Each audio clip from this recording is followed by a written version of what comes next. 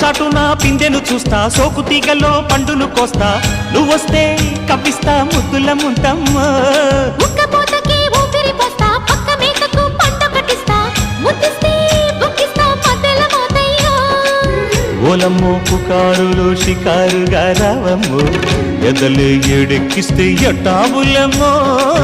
ఊరయ్యో బజారులో మజాలకి రానయ్యో, పగలే పక్కెక్కిస్తే తంటాలేవయ్యో.